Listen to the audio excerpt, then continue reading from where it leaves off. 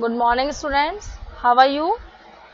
Class 9 chapter 2 जो है संचयन का पढ़ेंगे आज हम लोग। ठीक है, स्पर्श का चैप्टर हो गया PT2 के लिए। और आज हम लोग स्मृति पाठ का नाम है और इसके जो राइटर हैं श्री राम शर्मा है। संचयन बुक को आज हम लोग पढ़ रहे हैं। तो एक अच्छी सी कहानी है जो हम लोग सुनने वाले हैं और पढ़ने वाले हैं, आप लोग भी सुनेंगे। सन 1908 ईस्वी की बात है।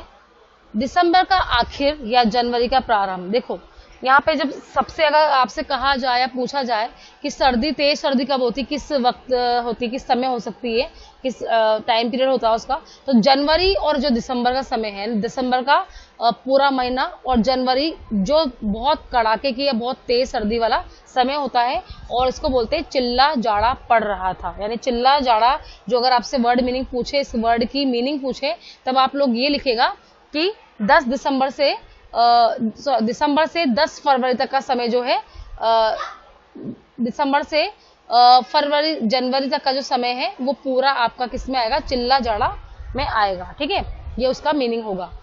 2-4 दिन पूर्व कुछ बूंदाबांदी हो गई थी, इसलिए शीत की भयंकरता और भी बढ़ गई थी। अब देखो पहले सर्दी पड़ी हुई है, पहले से ही सर्दी है और ऊपर से जो बारिश हो गई तो पूरा जो वातावरण है कैसा हो गया, ठंडक भरा हो गया है।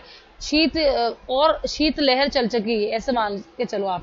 तो शीत की भयंकरता और भी बढ़ गई, यानी और तेज सर्दी हो गई है। सायकाल के 3:30 या 4 बजे होंगे। कई साथियों के साथ में झरबेरी के पेड़ तोड़ कर बेर है यहाँ पे। तो झरबेरी का तो झाड़ होता है ना, झाड़ जो रेड कलर का छोटा सा बेर होता है, आप लोगों ने देखा हो, तो वो होता है।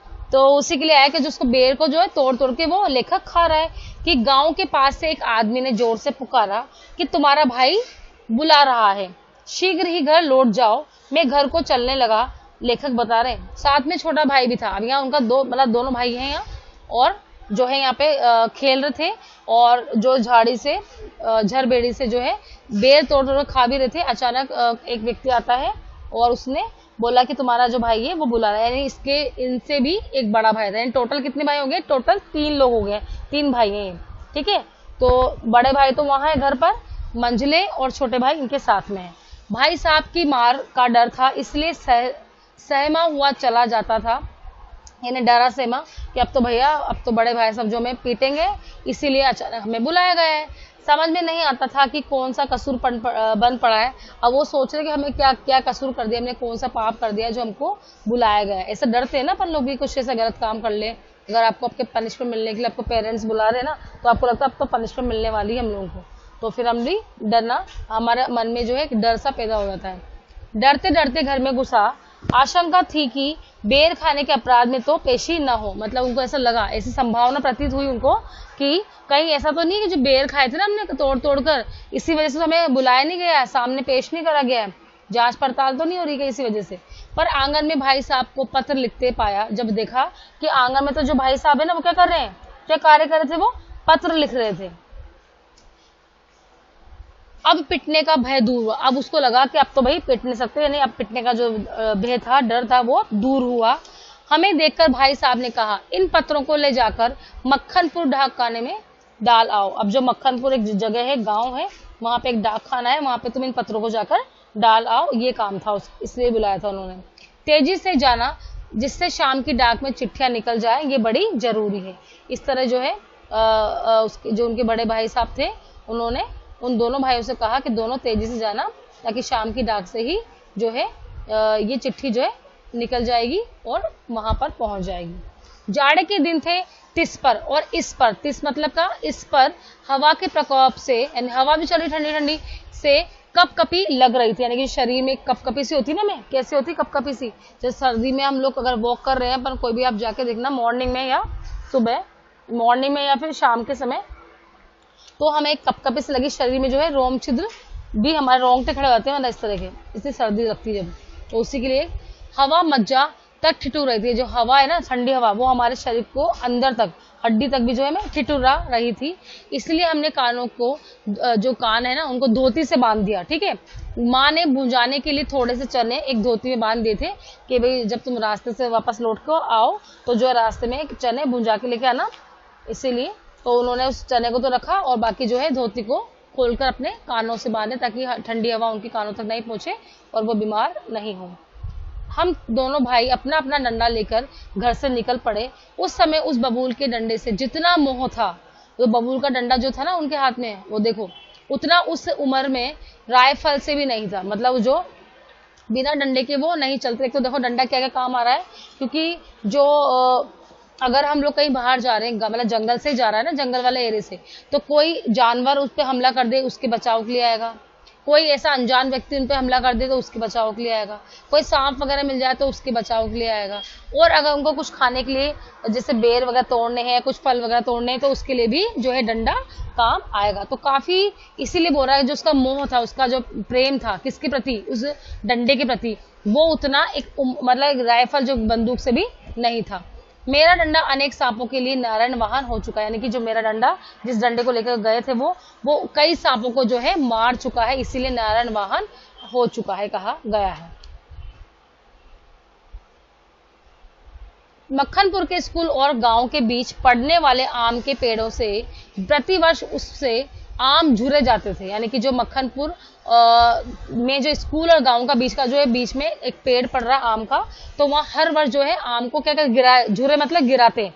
आम के पेड़ को वैसे जोड़ जोड़ से हिलाएंगे डालियों को, शाखाओं को, तो उससे क्या जो आम है कच्चे भी हो सकते हैं या पकने के बाद भी वो गिर जाते थे। इस कारण वह मूक डंडा सजीव सा प्रतीत हो रहा था। जो डंडा क्या है, नॉन लिविंग थिंग है, तो वह कैसा लग रहा है उनको कि सजीव सा, ऐसा लग रहा है कि जैसे बिल्कुल दिखाई दे रहा हो। मतलब दिखाई से कहने का अर्थ यहाँ है कि बिल्कुल हमारे लाइव हो, क्योंकि इतने सारे कामों में डंडा आ रहा था। प्रसन्न वदन, मतलब बहुत खुश थे वो। हम दोनों मक्खनपुर की ओर तेजी से बढ़ने लगे। चिट्ठियों को मैंने टोपी में रख लिया क्योंकि कुर्ते में जेब नहीं थी।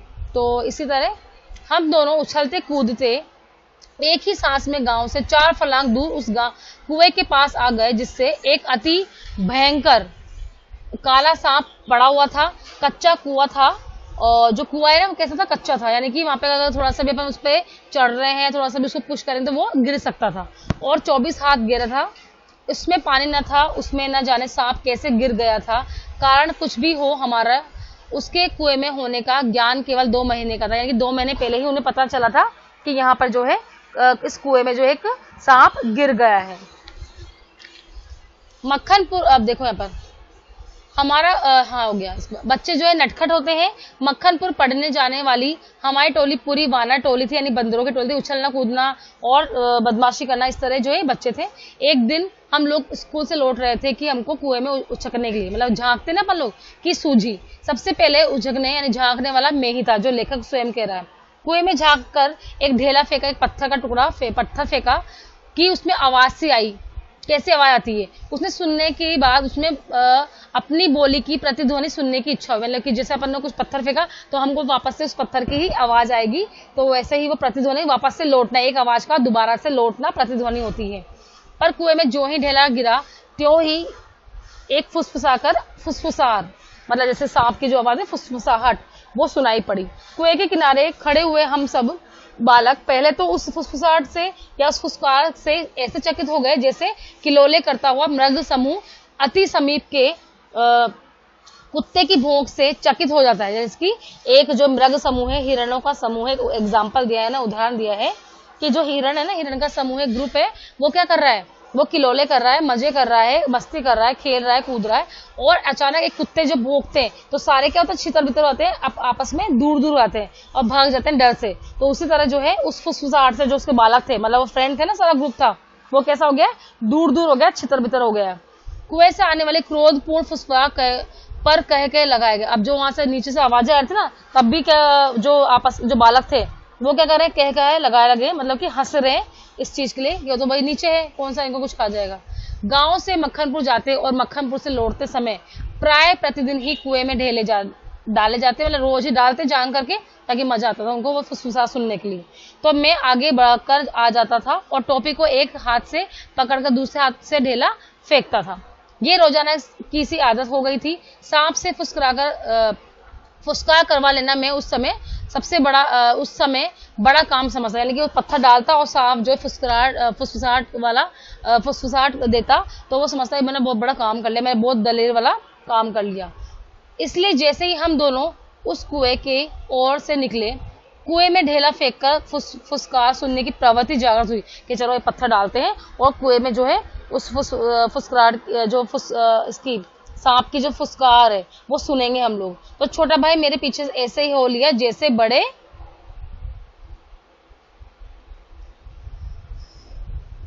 देखो इस पिक्चर में क्या कर रहा है, वो पत्थर डाल रहा है कुएं में, जैसे इस हम लोग देख रहे हैं। और जो छोटा भाई था उससे तो मंझले वाले भाई अपनी बात बता रहे हैं, और छोटा भाई जो डर के कि मृग शावक के पीछे छोटा मृग शावक हो लेता है, यानी कि जैसे एक मृग जो है हिरण के पीछे उसका छोटा बच्चा हो जाता है उसके पीछे। जैसे आप अगर कोई भय है, डर है, तो आप अपनी मम्मी के पीछे हुए होंगे जब आप छोटे होंगे, जब उस समय की बात, उस समय जो एक फीलिंग आई है वो बता रहा है यहाँ लिखा।